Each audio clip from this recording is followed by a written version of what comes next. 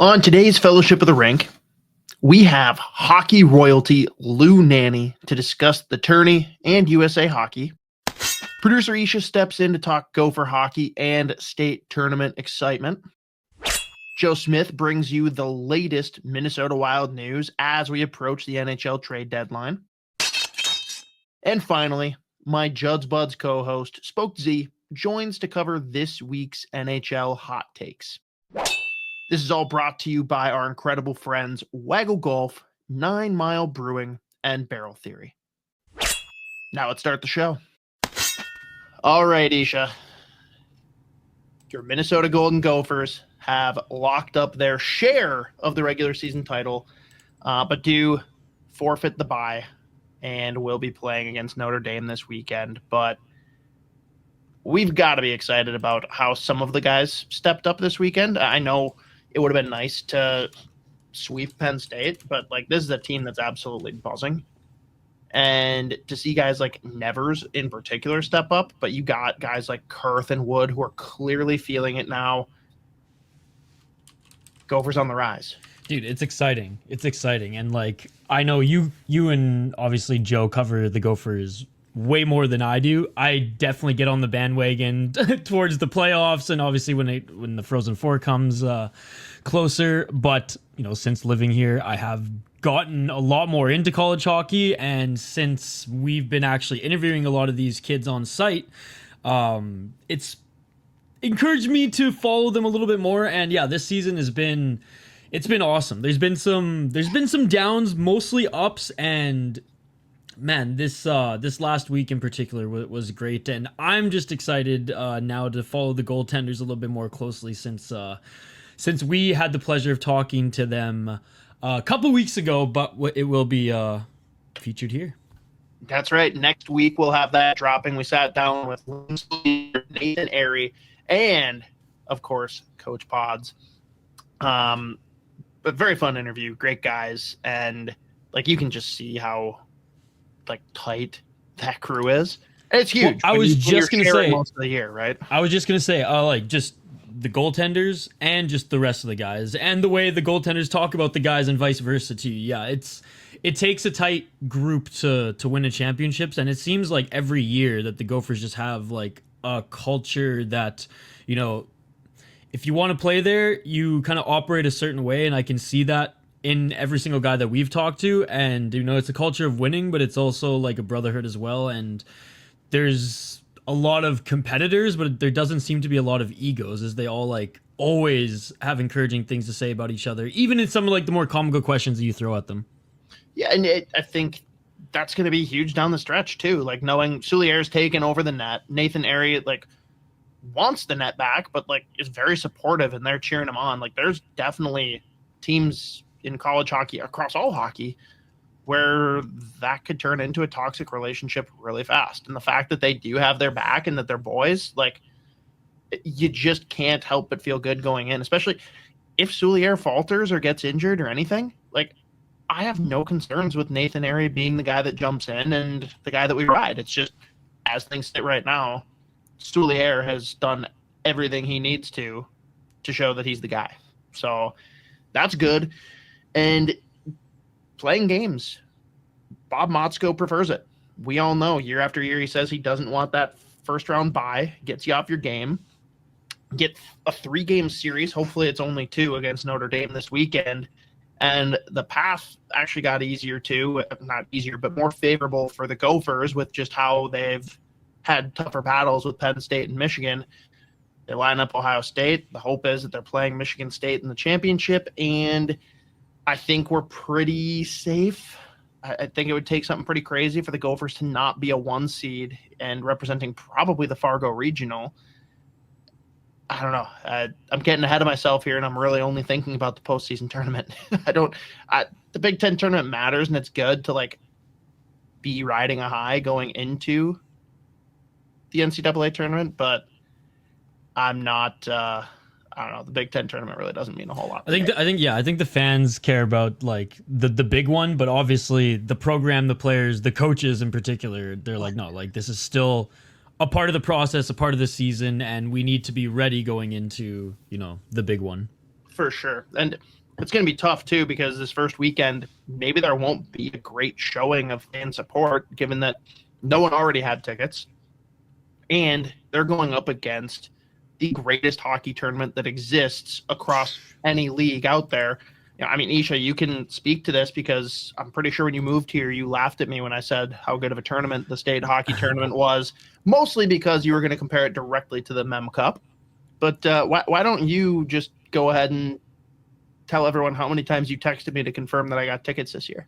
Yeah, I mean, I will say I didn't go as far as to like laugh at you, but like my experience was like You more shrugged me off.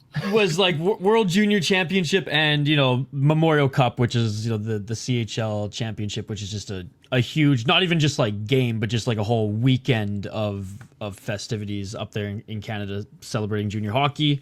But yeah, I definitely probably texted you 3-4 times confirming that we're going this year, and you were like, "Do you want to go see college hockey as well?" I was like, "I do," but like no, we're high school. I'm making sure I had clear schedule for this. It is one of the best, not only just hockey experiences, but like sports experiences I've ever gone to. Now, having said that, I haven't gone to like college football down south. I'm sure that's like on another level, but this is that for like hockey. Like it's very unique to the region. It's like got more Canadian vibes than even like Memorial Cup, and that's a good thing coming from a hockey crazed market that is Canada. And it's just something different because high school hockey in Canada is non-existent outside the private school, which is pushing players to like junior A, but like it's not even close. So I just love the vibes all week, as like it doesn't matter where you go. I like every establishment, every bar, every restaurant, every friend's house, like it's on all day on at least one or two screens, right? Supporting the kids, supporting the programs. And then when it comes to like the semifinal and final days, I've gone with you. This will be I guess the fourth year in a row, third or fourth year in a row that I've gone with you. It hasn't been that many, has it? Dude, time is flying. I was gonna say we've gone twice, but okay. But anyways, and it's like I look forward to it every single year. It's so cool to see that not even in the final games, but like in the semifinal games, that like the X is packed, like 17 to 18,000 people watching high school hockey, and even like in the morning games as well. It's not completely packed, but like the supporter groups are there. Like the Moorhead or crowd travels like in particular, and that's like just with the family, friends, and the student section. And there's probably so many more that I'm missing. That one was just super loud and recognizable last time in more less packed games. But no, it's one of the best hockey experiences for a fan. It's high level, especially like getting towards like the end of the tournament, right? And I recommend not only like just like locals go every year, which most of them try to at least go to a game or two, but like anybody who has gone to like high level junior hockey, who's gone to like NCAA championships, who goes to like Stanley Cup final games, like if you just like that high competitive hockey and crazy atmosphere, like this is something that has to be on your bucket list for sure. Yeah, and so today, as you're listening on Wednesday, Single A opens up at 11 a.m. Back-to-back games. You got St. Cloud Cathedral hosting Matamidi. Well, I guess not hosting, but the higher seed. And they're always there. Oh, another two that are always there. Northfield against Orono following them.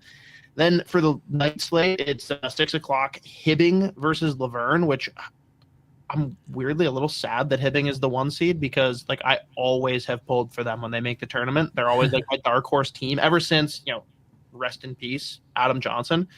That guy single-handedly won me my fantasy draft that year because he, as a sophomore, went out and torched. I think he had a hat trick and an assist in one semifinal game. Go Hibbing. And again, like Adam Johnson, wow. Like it's crazy that much time's already gone by. But last game, we have East Grand Forks and Northern Lakes, which I'm not even familiar with Northern Lakes, but we'll see. East Grand Forks, the tournament, takes down the daunting Warroad. And no Hermantown this year. Everyone except for Max Veach is going to be thrilled. Thursday for Double A, we've got the 11 a.m. slate. It's Stillwater versus Andover, St. Thomas Academy versus Shakopee. Those could both be really good games. Yeah, that's the one I got. Like, honestly, I think we've got pretty good slates across Double A for the first time in a while. Like usually there's like 2 or 3 questionable for both single and Double A. Single A, there's going to be a couple of those, but looking at the second slate, like even the 1 seed Moorhead playing against Lakeville South, like that's not going to be a pushover game by any means. But Moorhead certainly has the inside track on that one. And then Rogers against Lou Nanne's Edina. Dude, that one's going to be sick. That could be a really fun one. Yeah. I don't know. I'm excited for all of this. Isha and I are going to be at all of the games on Friday, the semifinals. So, hit us up in DMs if you guys want to meet up in between games or whatever. But also, got to point out, before the tournament starts, you guys have a minute here to run up to Lupulin, grab Tourney Flow, our collaboration beer with them during their big beer week event. I'm actually going to be out there Wednesday night as well. So if anyone wants to grab a beer, talk hockey, watch some of the single A action, hit me up. I'll meet you there. But Isha, couldn't be more excited. Like, Gophers are buzzing. We've got the state tourney here. Wild, maybe not quite so exciting, but we're excited for Ovechkin to come to town and then playoffs. We'll hit that game too, so hit us up if you want to go to that. But with that, we'll kick it right over to Joe Smith for what the heck is going on with the Wild here with a couple days left in trade deadline. Loyal SodaPod listeners, if you're in the South Metro or just need to explore some new breweries, head to Bloomington's first and only tap room, 9 Mile Brewing. Some of my favorite beers on tap right now are Current Obsession, 9 Mile's flagship New England IPA, and Harness the Dark, their Imperial Rye Porter aged in J. Carver rye whiskey barrels, brewed in collaboration with J. Carver for their 3rd anniversary party just this last month. 9 Mile will be hosting bingo every Thursday, with 2 blackout games starting at $500 and 1 progressing up to as much as $1,000. Lastly, everyone, please circle March 14th on your calendar, as there will be a silent auction for the amazing Steph, who has been courageously battling cancer for 8 years. I'll be there from 6 to 8:30, enjoying some great beers and supporting an even greater cause with actually Gopher Hockey memorabilia and Minnesota Wild tickets among the great auction items that will be up for grabs. Hope to see you all there. All right. We have to talk Wild topics now, especially with the trade deadline looming. I got to say, I'm pretty pissed off that they're putting it on the semifinal day for the state tournament. I do not approve of this, but it just means I'm going to be more tuned out than usual throughout trade deadline day, so I hope it's uneventful, but we'll see. But Joe, let's talk from a Wild perspective. We've already had some excitement. Brought back an old face from the Predators, and most fans would tell you that they wish that meant Ryan O'Reilly, but it's Gustav Nyquist. How do we feel about this move? Well, it's not flashy, of course, and obviously people think the 2nd round pick could be kind of high, but they needed help. Clearly, they needed help. Penalty kill. They needed help up front offensively. And he slid into their top line on Sunday and created a lot. So not the big move people were expecting, but I think he's a guy that they know that the comfort level with him is high. He fits with the group. He's so versatile. He can do 5-on-6, 6-on-5, PK, power play. So, and he was available early. I think there's some guys that Wild might be interested in, like Brock Nelson and Jake Evans, who the other teams didn't know they were going to trade them yet, right? Montreal's 1 point out of a playoff spot. Lou Lamoriello doesn't decide until last minute or doesn't tell anybody anyway. So for the Wild, they wanted to get some help. They targeted certain players, and I don't think they really wanted to wait until Friday to see who was going to be available, if at all, right? So I think the big guy on the board was like a Brock Nelson type, which would have been a great fit. Probably had to give up more to get him, and they might get him in the summer and a free agent. Jake Evans and Joel Amiel would be a good tag team there, but Montreal's still trying to sign him to extension and all this stuff. So if you look at that in that prism, I think getting a player like that, at the price, it's going to be a good fit. It's not a flashy one. It's not going to be put them over the top as contenders, but I think they need to be able to tread water here until their guys get back. Like Kaprizov and Joel Eriksson-Ek, they need to make the playoffs or get in contention so that when they get back, it's going to be worth something and they can make a difference. So those are going to be the real acquisitions, I guess, for the Wild that they say is internal ones, even though it might not be fun for fans to say, oh, we got Gustav Nyquist. This is a big deal, but he's going to help in the short term, and they need to have a little bit of a boost down the stretch. And I wish Guerin would have made more of an effort to try and keep him. I know there were salary cap constraints, but you could have made that work with some of the other decisions that were made. And I'm not mad that he's back. It's just kind of a bummer to have to send a second, like you said, and not know if he's going to be here past this year. But it's all right. I could certainly be more upset with the moves, but are all indications then that Guerin's business is done? Well, I think a lot of the heavy lifting is done. I mean, let's say they may trade one of their, players for a pick, right, or a salary type move, but I don't think they're going to, like let's say maybe there's a Kustendinov for a pick kind of move, at some point. But I don't think unless one of their players all of a sudden, let's say they figure out the Brodin season-ending injury, or let's say that they believe right now that Eriksson-Ek and Kaprizov will be back before the end of the regular season, so they can't put them on LTIR at the end of the year, use their cap space. If that changes on Wednesday or Thursday, that okay, well maybe Eriksson-Ek won't be back until 7 weeks from now. That could give them more. But right now, they don't have any space to speak of to do anything. And we got to hold the phone on that, Joe, because you probably triggered a handful of fans who are obsessed with Murat Huznadinov. Like, obviously, things weren't going great. He needed to be sent down. But has he fallen out of favor with the team? Like, is he a guy that you could see being traded? Well, and I think right now, Bill Guerin made it clear that it wasn't like a demotion in the classic sense because they needed to have his cap hit down in Iowa in order to have room for Kaprizov and Eriksson-Ek. I'm just saying if they're looking for a trade where they want to create roster spots going forward, if they wanted to a trade that would create some more cap space, they could do that. I don't think he's necessarily fallen out of favor. I think he's had some struggles this year, and but the penalty kill is not all on him, right? He's part of the penalty kill, and there's been moments this year, like even like 3 weeks ago, where like holy crap, Murat's like really found his game and like been a force, physically, and you saw some of the hits he made. I think a couple week road trips ago. So it's not a player they're going to give up on. But I'm saying if there's any trades that are made on the smaller end as far as from the roster, they can't really trade a lot of guys that have no trade clauses. So if there are some teams that are interested or something like that, those are kind of the smaller moves I think they would make. Not that they're selling him right now or whatever. It's just more so those are the kind of moves that you would see making before Friday if there's something at all from the roster. And from what you can make of it, the Nyquist move, right? It's with the injuries that we've got. Really, the goal here is we got to get in the playoffs. Like Leopold wants that gate. Do you think that if we get fully healthy before the playoffs, can we contend with, likely matching up against one of Vegas, Dallas, or Colorado?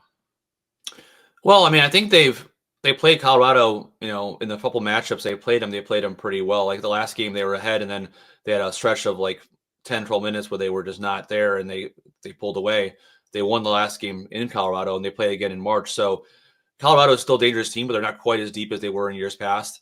I think you don't know if you want to play Winnipeg. Now Winnipeg's is so hot this year, and that'd be a tough matchup on the road for them. And Dallas is kind of a bugaboo recently for them. So I don't think falling to like a wild card spot and facing Vegas or facing some other team, whether it's the top seed, would be that completely awful. I think it's going to be tough no matter what.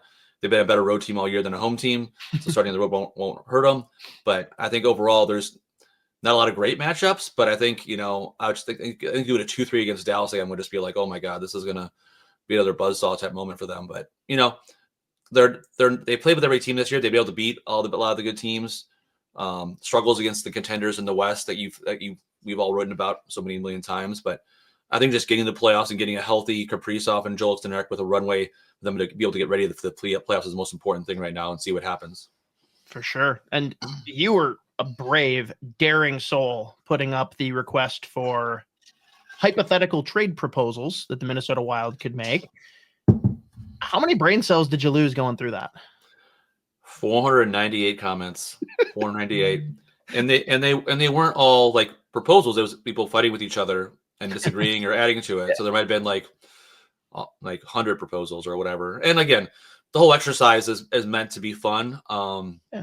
and creative. And I don't pretend to be a GM myself, so I wouldn't have the be able to make every proposal work. But it was a little stressful to do, but hopefully fans enjoyed the outcome and kind of got a better chance with an executive helping me break down, okay, this doesn't make sense at all, or, well, this isn't quite good enough because of this. So, you know, I'm glad it's over. I'm glad we only do it for another year, and maybe next year Russo will help me out a little bit more. I don't know about that. It seemed like he was very ready to hand that off to you. So we know like Ek and Kaprizov are up in the air. We're really not sure when they're going to be back. We just know that as of now, it's not going to be LTIR. Where's Brodin sit? What's his timetable look like?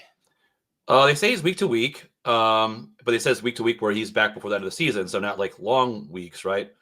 I think he had that block shot, obviously, against Colorado. We don't know if it's going to be like 1 week or 2 weeks, but at least it's not season ending. So we'll find out more probably in this road trip to see when they start skating and such, but it's probably lesser than they think than Ek and Kaprizov. Awesome. Anything else top of mind that you feel like we need to cover here for the Minnesota Wild before we kick it over to an awesome interview with Lou Nanne? I think overall it's just kind of, the stretch run is going to be a big challenge with all the injuries that they have. And so I just think that overall, seeing how Nyquist fits, seeing how Hartman comes back and if he can be able to be a contributor and a guy that they can count on will be so important because, they've been losing so much depth. And look at Gonson and Shore, were their third and fourth line centers on Sunday, right? That just tests their depth so much. So to have Ryan Hartman come back is going to be really important for them. So I think they need to tread water until those guys get back, and Guerin thinks this is the team to do it, and it's up to the guys in the room to show that they can kind of hold it down until they get back, and then see what happens in the playoffs. But it'll be a lot more interesting, and maybe white knuckling down the stretch here for the Wild than Wild fans wanted to after that first crazy start to the season. I think that's the perfect way to put it. White knuckling. Well, with that, let's kick it over to Minnesota legend Lou Nanne. This interview is brought to you by our friends at Waggle Golf. Waggle Golf believes what you wear on the course should reflect your individuality, who you are, where you're from, your hobbies, interests, and passions. All the stuff that makes you, well, you. That's why every design is inspired by the desire to create a piece of apparel that strikes a chord when you see it, that makes you say, wow, that was made for me, because in a lot of ways, it was. Ready to get your waggle on? Go to getyourwaggleon.com, throw in promo code SP10 at checkout to take 10% off your entire order. Today's guest might be the most Minnesotan one can be without being born here, holding way too many accolades for me to even begin to list. Thank you so much for jumping on with us here, Lou Nanne. How are we doing, Lou? Good. Thank you very much. Nice to be with you. Yeah, appreciate it. Again, there's so much we could say regarding your career, things you've done. We always lead in with a couple snippets for people, and I don't know where to begin with you. What would you say personally is your proudest moment in hockey, or a moment you look back at most fondly on? Well, I don't have just one moment. As you said, I've been very fortunate all the way from the Gophers, the Olympics, the North Stars as a player, coach, manager, president, USA Hockey. So I've had many, many good times. And when you try and decide which one's the best, I guess I'd have to say being in the Stanley Cup finals when we were playing the Islanders, or playing in the semifinals against Montreal. And playing with the Olympics was one of the biggest thrills you could ever have. And obviously, I know your career has had many facets over your life. You've done pretty much a lot of different things. The high school state tournament feels like it has a special place in your heart. I know I took some time last year, went with you to the rink and kind of followed you around and saw how they treat you like royalty there at the state tournament. Just how would you kind of put in perspective how much that whole time has meant for you, the high school hockey tournament, and how much you're going to miss it this year? Well, I think, Joe, as you said, it's a special time in my life. And when I started broadcasting that 60 years ago, and 6 years later, I finally retired. makes your whole life go by so fast, because that time in my life went by quickly. And it goes by quickly because you enjoy it. And I had so many fortunate moments to be involved with that high school tournament, and it's been a big part of my life, and it's going to be something I cherish forever. And naturally, I'll miss it this year, but I'll actually be broadcasting Wild Games, Seattle and Vancouver. Maybe it'll get my mind off it, so that's good. But it was for a time not playing the game or being in the NHL, and or with a U.S. team or the Olympic team off the ice. That has to be a moment that, even though I was fortunate enough to broadcast everything, the Olympics, the Stanley Cup finals, ESPN finals, everything, that is as good as anything. I don't think people realize like how much you did early on, like when you were doing like the broadcast, like you did a little jack of all trades, I guess. Like, what do you remember about the kind of the crazier moments before everything kind of was given to broadcasters, right? All the stats and everything like that. Like you were doing interviews on the ice. Like, what's kind of your wildest moment you remember from the early days of when you were just getting started with it? Well, I have to say, believe it or not, interviewing the Zamboni driver, because that's when they first came out with a wireless mic. That was 1965, I believe. And so I took the mic and I went on the Zamboni and interviewed him. So, nothing like that I would have ever seen before. So that was a special moment. And over time, I had so many different guests on. I used to go over to the TV station, WTCN, and they used to broadcast the wrestling at that time. So I was able to go and get guys like the Crusher on, Andre the Giant. So I've had all different individuals on for interviews, because when I first started, I used to have to do everything. I used to have to do the color analyst. I used to have to do in between periods before the game. And I literally would go up and down those stadium steps, and I can't remember, but they were like in 70 steps or something. I did it one time. I think I did it 52 times in a day, because I did all 4 games and all overtimes and all in between periods before the game, etc. And good thing I was in good shape playing, but I don't know how I would have been able to get through that otherwise. But it was a different kind of thing that you would ever expect it to be. And when you talk about today versus those years ago, 60 years ago, the difference in broadcast, just look what we're doing here, Zoom. I can't even believe this. So there's been multiple changes that were very significant. I got to ask you, Lou, because you're an Edina guy through and through, of course. And I'm sure you've seen the tagline thrown around for the tourney. That time of year when the North hates the Metro hates private schools, and everybody hates Edina. Is there a better rivalry in all of hockey than everyone versus Edina?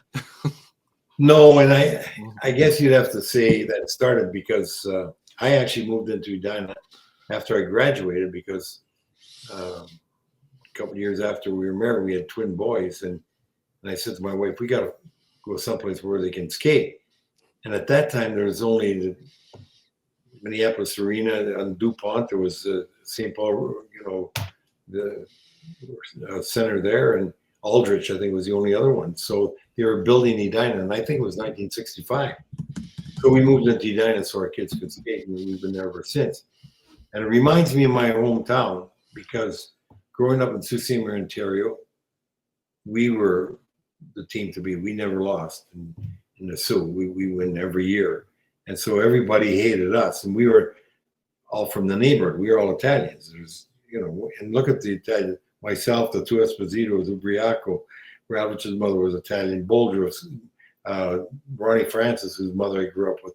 We're all Italians, and we had teams we never lost. So we played the All-Ontario, and there'd be 4,000 people in the rink, 500 cheering for us and 3,500 cheering for Southern Ontario. It was crazy. So I'm very familiar with what Edina is going through.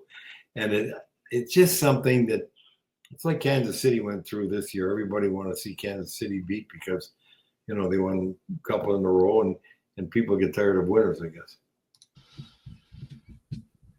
What did you think of the Four Nations watching it? And is there anything like that's comparable to like the Canada Cup or World Cup? I know it's not the Olympics, but just watching that level of hockey and how much people cared. Like, what was it like watching the Four Nations? Well, Joe, you just said what it was. It was a Canada Cup. Mm-hmm. Canada Cup started in 76. I played for the U.S. in the first one. I managed the U.S. team in the next three, 81, 84, 87. And it was then, at that time of the year, we always played before the season. This is the first time they ever played it during the All-Star break, and which there's a couple of things that I'd like to say about that. But we always played that, and it was like we were playing in the Olympic Games or something. The intensity was the same. The rivalry was the same. Canadians were much better than us at that time, although they only beat us 3-2 in the game when they eliminated us. But the difference in talent, they had a lot more, and they were better than us. Now the U.S. is every bit as good as Canada. And so, I'm taking the spot that we beat them once, they beat us once. Now the rubber match is the Olympics, because they won the second one, we won the first one. And I think that is phenomenal hockey. I personally would not like to see it at that time of the year, because I said on the radio show I do with Dan Barrero, I said, somebody's going to get hurt. When you play with that kind of intensity throughout the whole thing, and you got that kind of speed and that kind of contact, what you're going to have, somebody's going to get hurt. It always happens. And sure enough, we got 3 players out from different teams, 4, I think it is now. And I prefer to see it at the beginning of the year, because people will still get hurt, but they got more time to recover. And on top of that, when you play it at that time of the year, you have to condense the remaining games, because they didn't lengthen the time of the schedule or how long the league would go. So you got more games in a shorter period of time, means more back-to-backs, which means 4 games in 5 nights, which means more injuries. And that's the only thing I like. It was perfect to replace the All-Star game for the interest, the intensity, and everything else. But for the good of teams, if your team loses a key player, you're shortchanging the rest of the year, you're not too happy. Yeah, that's fair. And simply put, has USA Hockey ever been in a better place? No. USA Hockey has just continued to improve and grow. Back when I started in '68, Tommy Williams was the only American in the league. I was the second guy, but I was naturalized. There was no other Americans. Canadians were all the rest of the league. There was nobody from anywhere else. Now you look, the Americans are about the same percentage as, almost the same as the Canadians, and a little bit more than Europe and more than the Russians.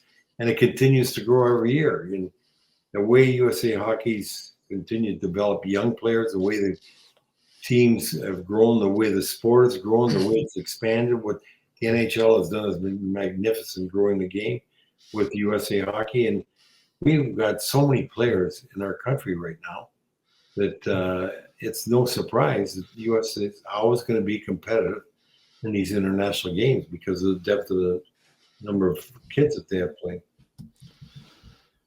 You pretty much grew up with an all-star team in your backyard in the Sioux with the Espositos there. I know you and Phil are so close. I got to know him a lot in Tampa. Do you have a favorite Phil Esposito story that hasn't been told yet? Oh yeah, I always bug him about it. When he came, tried out for our first team, it was Bantams. He didn't make it. And he didn't make it because Phil was big early, so his coordination hadn't caught up to the size.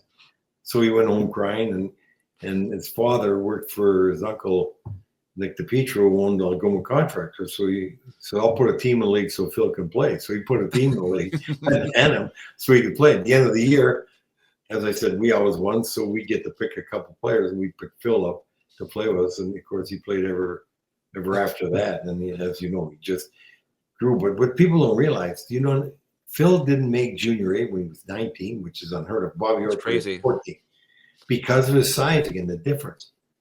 But once he made it, the guy was phenomenal. He scored 76 goals in 76 games. He had 152 points one year, one of the top 10 scorers in the league all time. What he did for Canada in the Summit Series, he was really the leader. He brought that team along to beat the Russians. Henderson, rightly so, gets credit for the winning goals, but Phil assisted in that and scored so many of the others. it was Phil, in my mind, was as valuable as anybody in that team. He just turned out to be a phenomenal player. I guess we're all armchair GMs in this world. We are not in that seat, right? And you've lived in it. Everyone wants to make the big move or wants to know who does it, what at the deadline. In your career, what was the best trade you made, and what was the best trade you didn't make? Like the one that was like offered, like, hey, I'm sure glad I didn't do this one. Well, it's hard to say because I probably made over 100 trades. I traded a lot, and I can't remember the ones I didn't. But I was fortunate to make a trade with Detroit to get their first pick, and that brought me Brian Bellows. And trading Gordy Roberts for Mike Fiddler at the time. Mike's career didn't last maybe a couple of years, and then he quit hockey. Gordy played for us forever, played a long time. I guess one of the things I traded right before Washington was going to pick and got last pick in the second round, and I got Neil Broughton. So that worked out really well. I've been lucky in a lot of them. You make good ones, you make bad ones. If you're trading it enough, you're going to make good and bad ones, which I did, good and bad. Same with drafting too, right? Same with drafting, right? It's so hard. Yeah, I mean, here, take a look at that. I traded with Pittsburgh and got their first pick.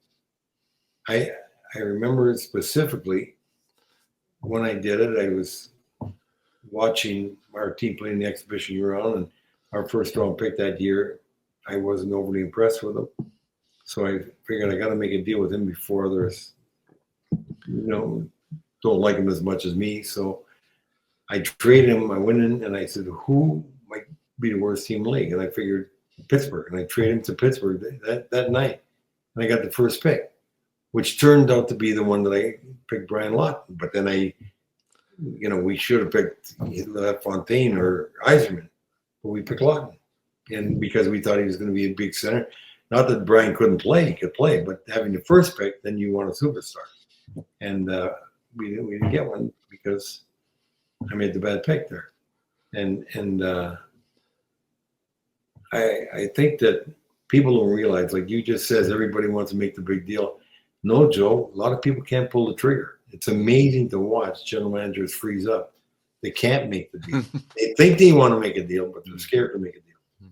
If you're going to be general manager, you got to know you're going to get good and bad, but do it yourself. Make sure you make the decision you want to make and live with it rather than freezing it.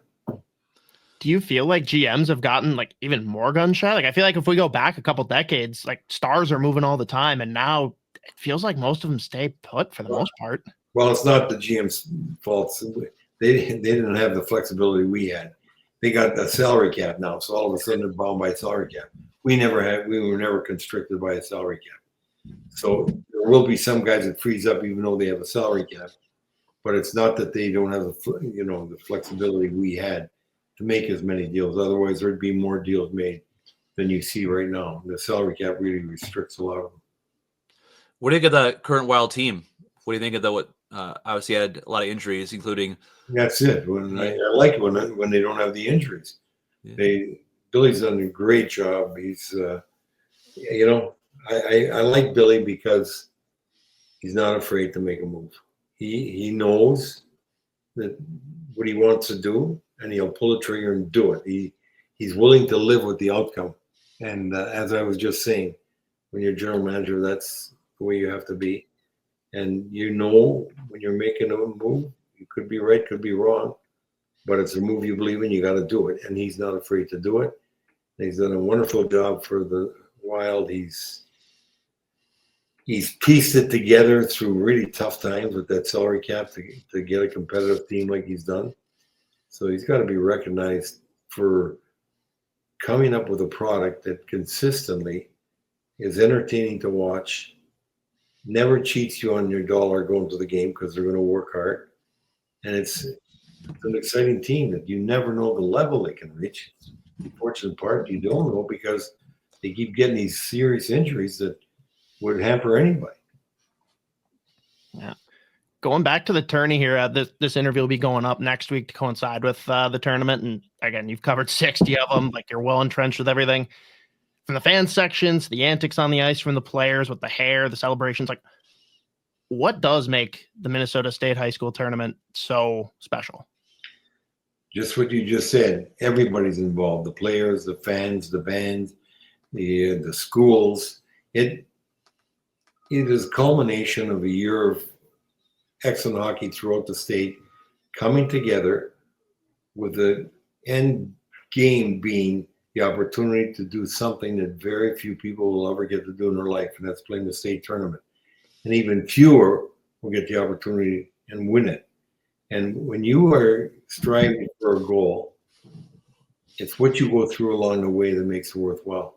And to see what these kids, the price they pay, how hard they work, the coaches, the teams, the parents, it's the culmination of a ton of sacrifice, ending up in a terrific spectacle. And somehow, I don't know why it happens, because even when you think it's going to be a blowout game or an easy winner to call, 99% of the time, it comes down to a dogfight at the end of who's going to win. And that's what is so exciting. I used to, now I will this week here too. I watch the teams like I was going to be broadcasting, and I see, Moorhead really looks good. Now Hill Murray beats him in overtime. And St. Thomas surprising the heck out of everybody. And Edina's still pretty good if they get by Wayzata. Right then you say those got to be the 4 top teams. But anybody else, the other 4 can beat them. Yeah. And then when they get down to it at the end, and look at the way they're going to play in the championship game.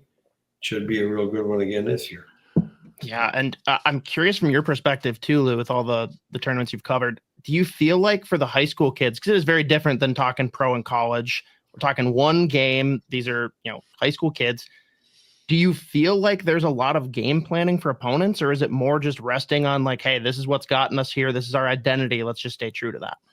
Well, you stay true to your identity, but you do plan for the opponent. You gotta be aware of the strengths and weaknesses of the other team and how they want to play and what you could take advantage of, and know that in one game, as you said, is so short, and even 17-minute periods, you gotta capitalize on the opportunities you get, because you might not get any more than that, and that's what makes it so tough. It goes by so fast, and the opportunities are many times beneficial if you're ready for them and if you know how you want to play in those instances. But at the same time, they're going to get them on you and you're going to get them on them. The one thing that always amazes me, like when I did that 5 overtime game with Apple Valley and Duluth East, there are more opportunities in the overtime than in the regular game. It was just wide open, run and gun. And the goaltenders were phenomenal. So you never know what you're going to have. And it's something that makes it so exciting, because the people are not aware, who's going to win, who's going to be up next, or who's going to surprise. So it's a phenomenal tournament. Final question, brought to you as always by our good friends at Waggle Golf. First, make sure you head over to getyourwaggleon.com. Throw in promo code SP10 to take 10% off your entire order. Lou, you get to go out on the course for one day with 3 other people. It could be anyone, dead or alive, athlete, celebrity. Who are the 3 you bring out on the course with you? That's a tough one. I got, first of all, I like to take my family out. I play golf with them more than anybody else. But I guess I'd like to go with McElroy, Woods, and maybe the president, because whoever's president, if they like golf, that'd be a thrill. And Barack loves golf, Trump loves golf, and the president with those 2 guys, that'd be tremendous. So you have the president in your cart then, or you'd have Tiger, or who'd you have in your cart? Oh, I'd want to be with the golfer, McElroy or Tiger. President could be with somebody else. Yeah. Well, thank you so much, Lou. Looking forward to hearing you on the broadcast again. And obviously, they'll be missing you for the high school state tournament the broadcast there. But thanks again, and looking forward to catching up with you very soon. Thanks, guys. My pleasure. Nice to be with you.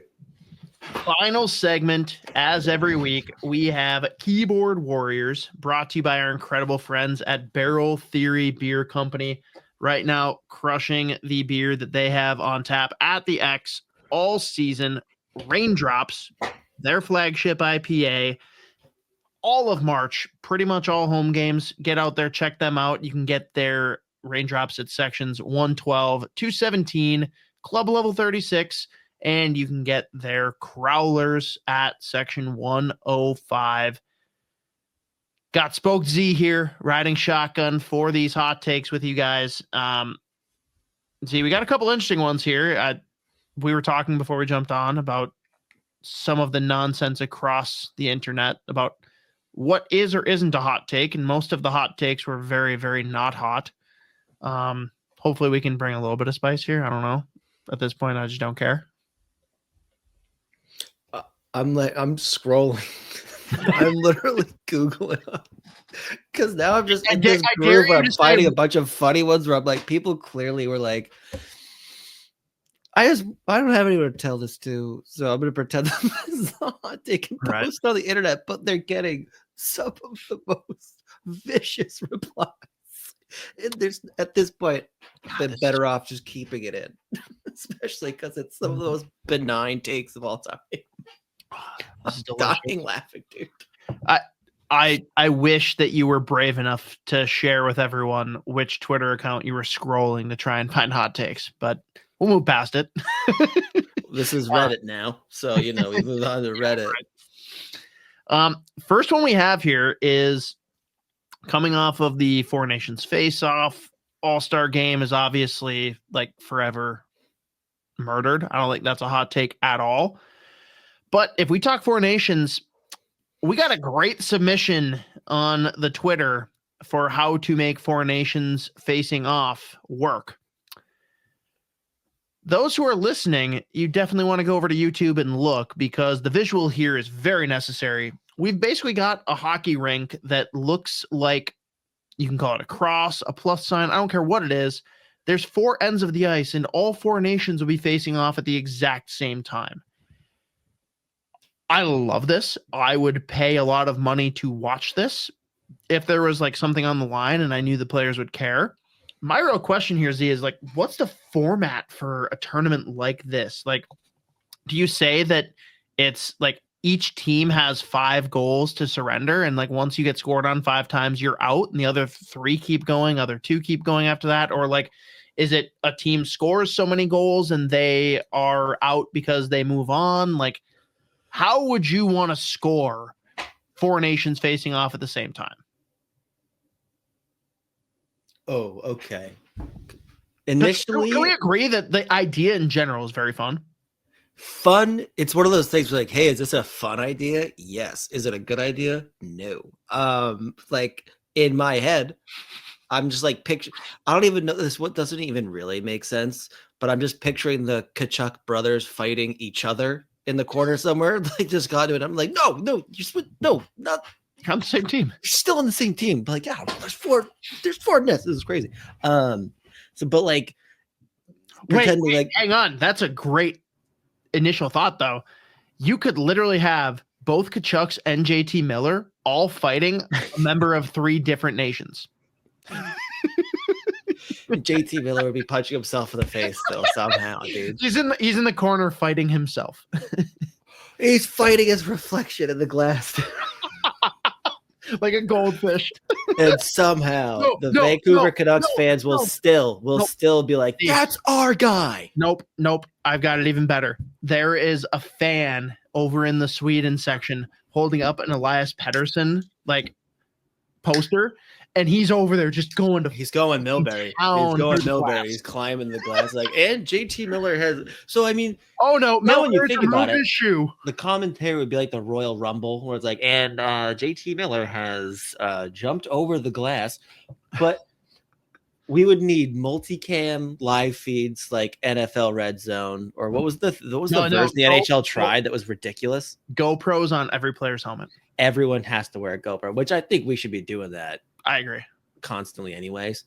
But like in my head, you also need more than just one play-by-play guy. Like you need to have people everywhere commentating because there's so many angles. And I want it to be, if this is totally possible that this could happen.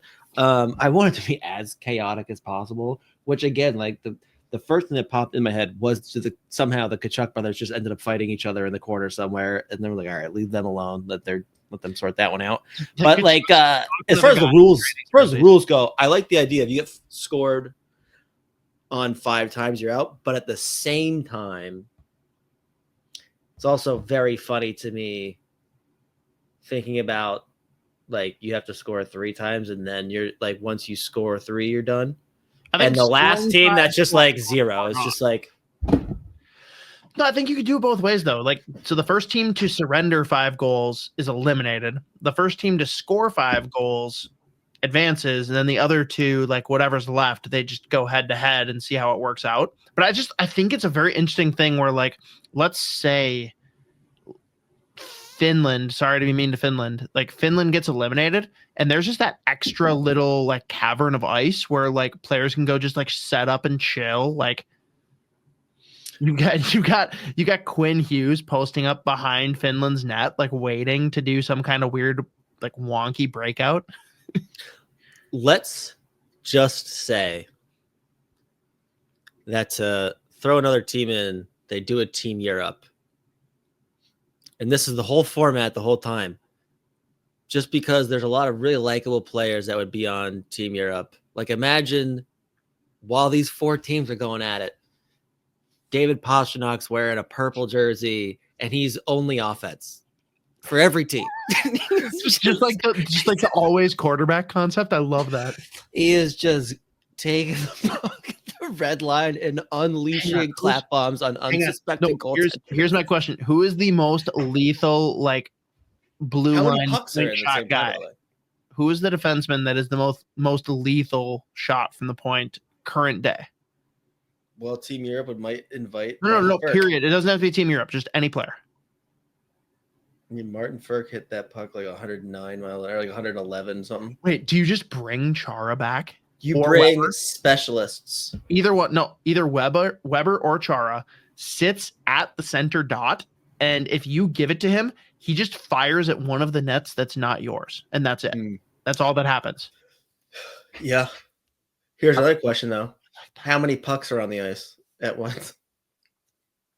Is it just one? Because that's insane. Shit. You need more than one puck, and 4 teams are just. I think the bigger question before we answer how many pucks is how many players. the whole run. Because hang on, think about it. In this scenario, we've got 2 full ice rinks basically, but because the neutral zone is shared on both, it's technically a smaller rink. So it's almost like, do you go 3-on-3 or 4-on-4? Maybe 4-on-4 is 4-on-4. It suits 4 nations, 4 guy plus Dave Pastrnak is all offense. 4-on-4. You have a defenseman who has to stay in your defensive zone. It's like lacrosse, right? Where like you can't cross the middle.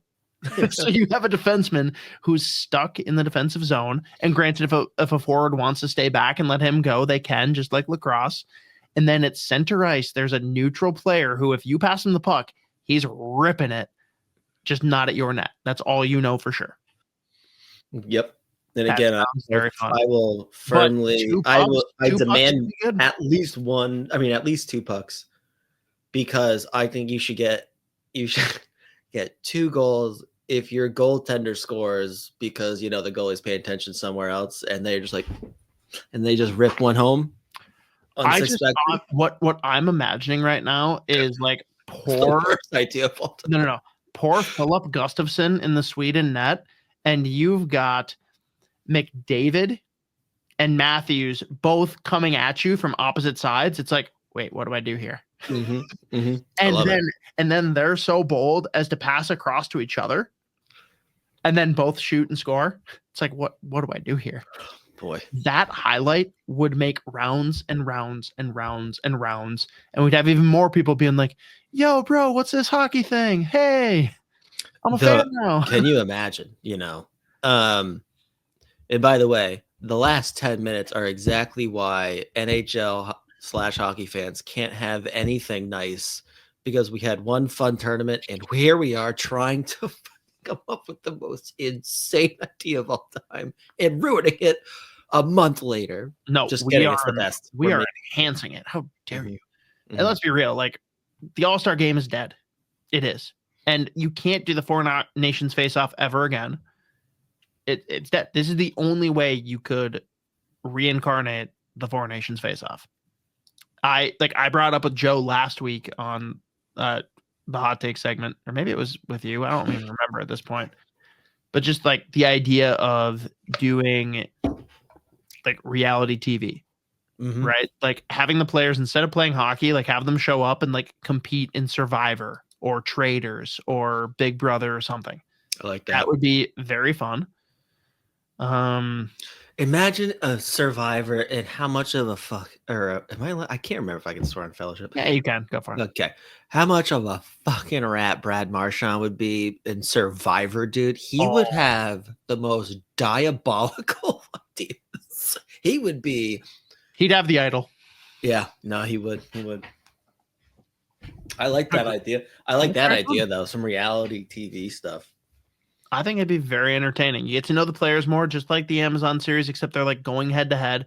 I have to bring it up. We are going to spend like this entire segment just talking about this one topic, but someone brought up, I can't remember what show it was on, the idea of doing cross sport all-star competitions. So hear me out. Let's say every like locale that has at least 3 of the big 4, right? You show up and you do a skills competition across all sports. So like for Minnesota, it would be Anthony Edwards, Kirill Kaprizov, and Justin Jefferson going up against, for Boston, it'd be like David Pasternak, Drake May, and whoever's good at basketball over there, because I don't care about the Celtics. Like Jason Tatum. That sounds like a real person. Like that would be very fun. No? Oh, yeah. Especially if you did it, let's say you did it so that there's a skill for each sport, but the player who plays that sport doesn't participate. So like you've got for Minnesota, right? You got Jefferson and Edwards like doing some like one-timer competition or something. And then there's like a weird receiving one that only Edwards and Kaprizov do. And then there's like a 3-point shooting thing that's only Jefferson and Kaprizov. Like that sounds very interesting to me. I like that. And now that I think about it, just because this is hockey, I take that back. I would have to go with Jaylen Brown instead of Jason Tatum. First of all, Jaylen Brown MVP or Finals MVP last year.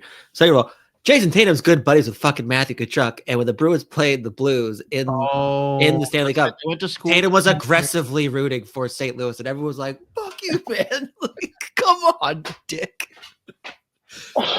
For St. Louis or Florida? St. Louis. So he's from St. Louis. In 19, he was. Yeah, he was rooting for St. Louis. Yeah, that's crazy. And then he's also really good friends with Matthew Tkachuk. And there's a very funny group project video of those two. It's unbelievable. Oh, yes. That is very funny. Okay, well, there is way more Four Nations and All-Star Game talk than I ever imagined we'd get into. Second hot take topic.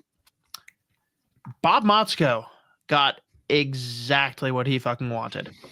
He does not like bye weeks when it comes to Big Ten competition. That's known. The team's been like hot and cold. Like there's been great parts of their game, bad parts, but he wants to have this quote unquote 3-game series to open up to like get the boys going in the right direction.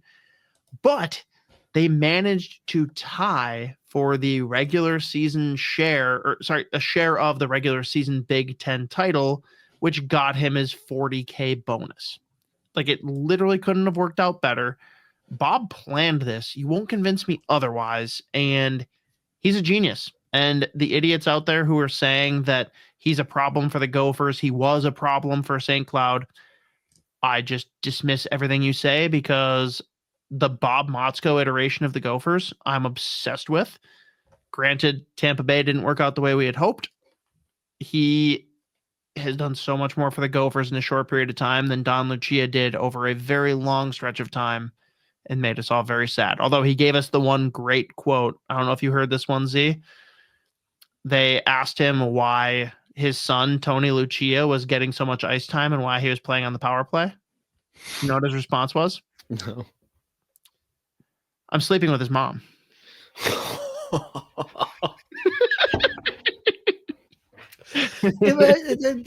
Being the son now, be like, everyone's miserable. Everyone's mad that I'm playing a lot. Now I'm talking.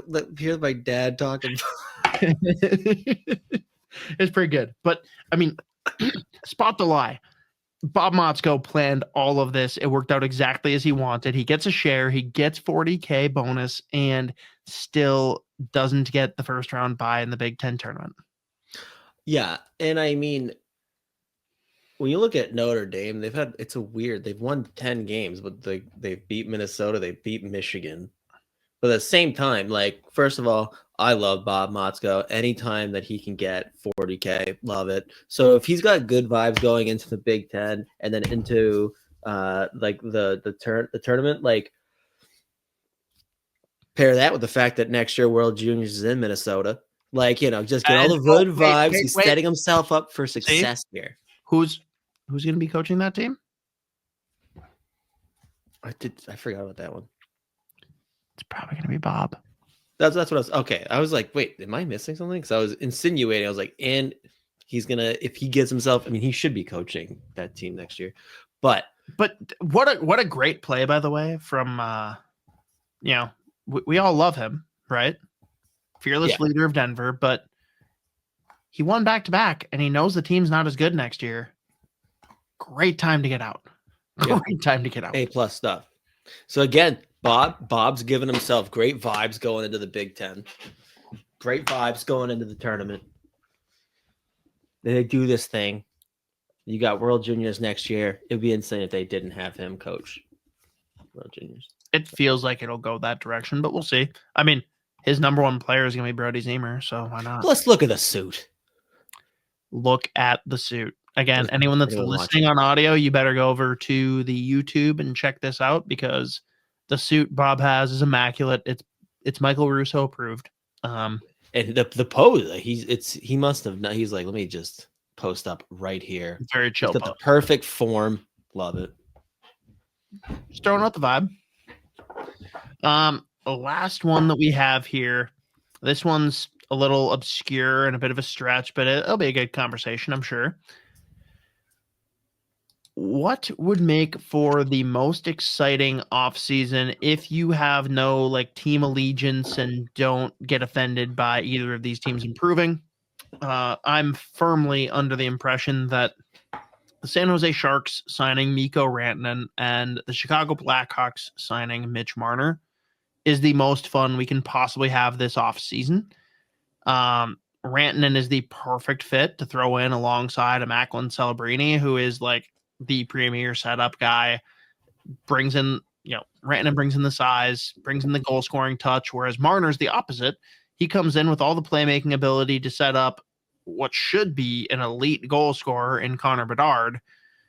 It could just be so much fun seeing two guys who are so highly renowned go to, let's be honest, objectively dog shit teams who are going the right direction.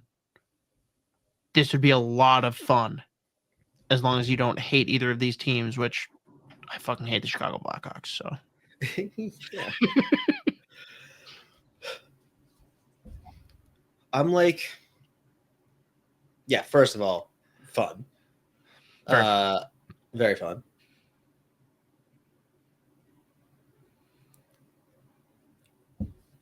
I don't know how Marner and Chicago would actually go as far as the potential, how fun they would be watching play with Bedard. Because I mean it's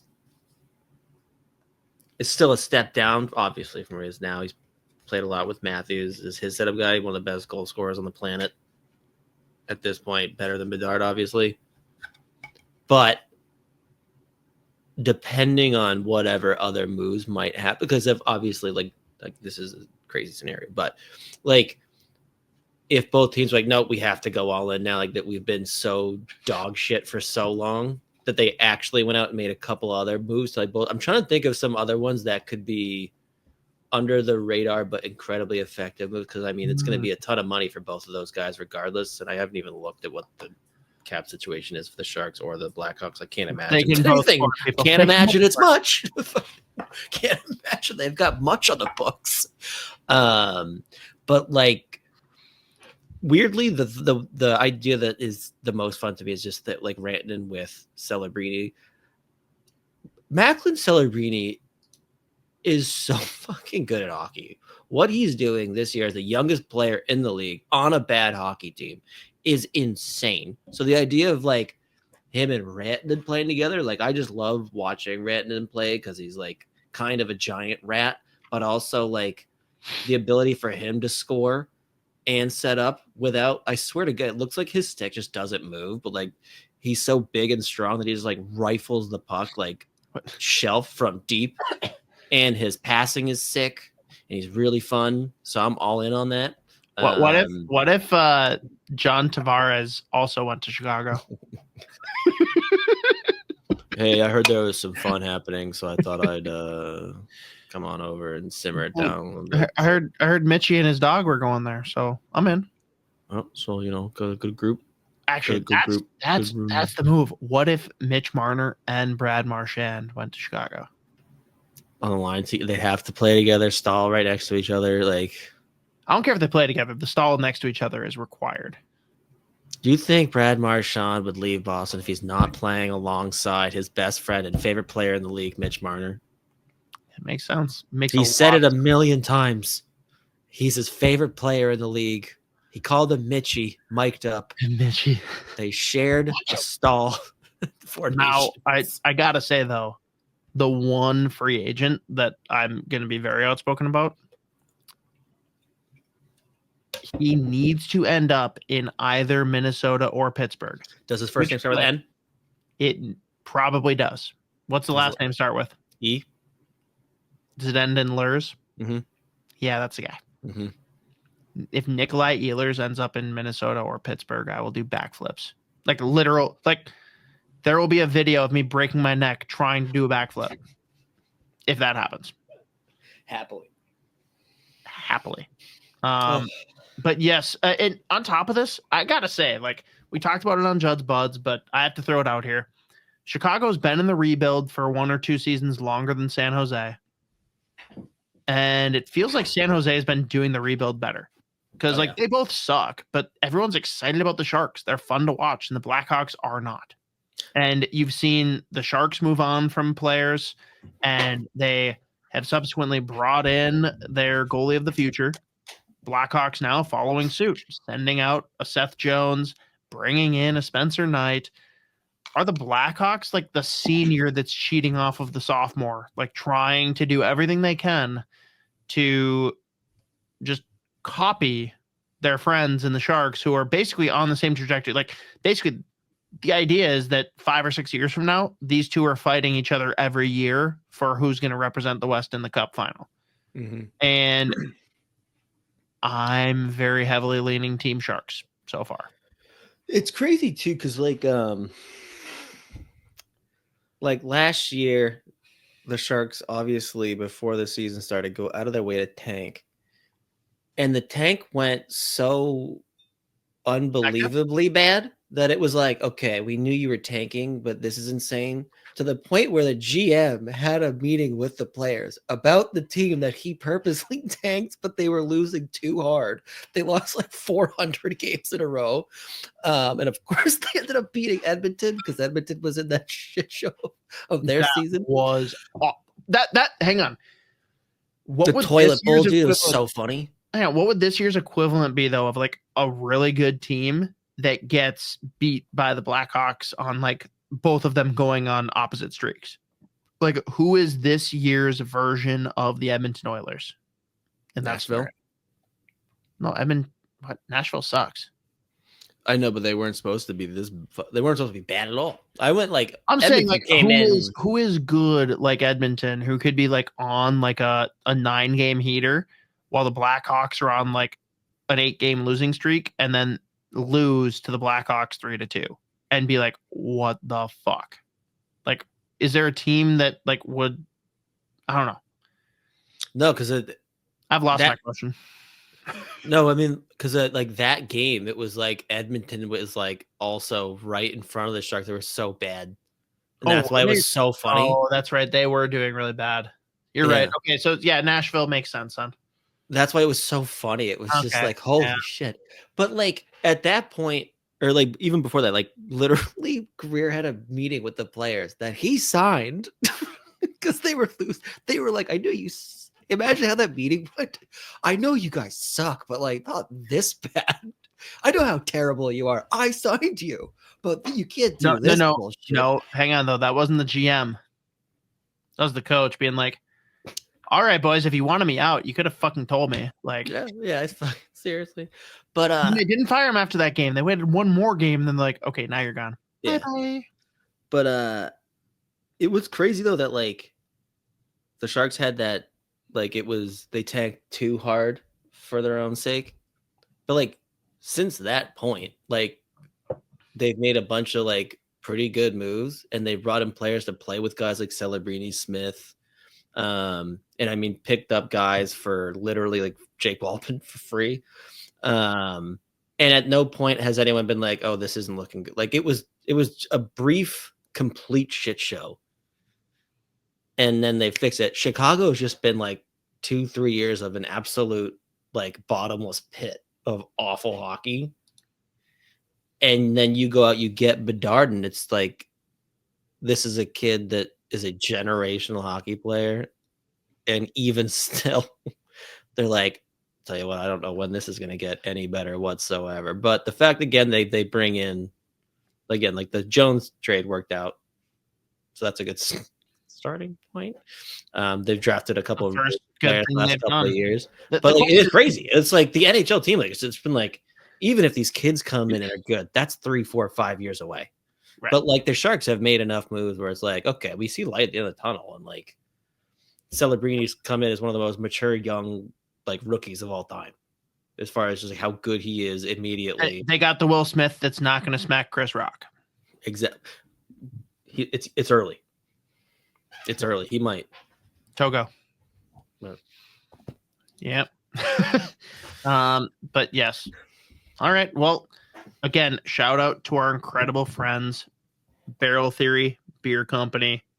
Everyone go out and support them. Tap room, pre and post game for all of the home games in March, or at the X when maybe we're celebrating the turnaround for wins and you're drinking happily, or it's the same old shit where we're losing all of our home games and you can drink your sorrows away. Either way, Barrel Theory is the cure. For those of you that want more Spoke Z, you can catch his Judd's Buds live stream every Monday at 5:30 Central on the SodaPod YouTube channel, or as the episode drops on audio every Tuesday, covering anything NHL and Minnesota Wild prospects. We keep adding new listeners every week, so if you're among those just finding Fellowship of the Rink, do us a favor, leave us a quick 5-star review, or subscribe on Spotify, Apple Podcasts, or wherever you listen to podcasts.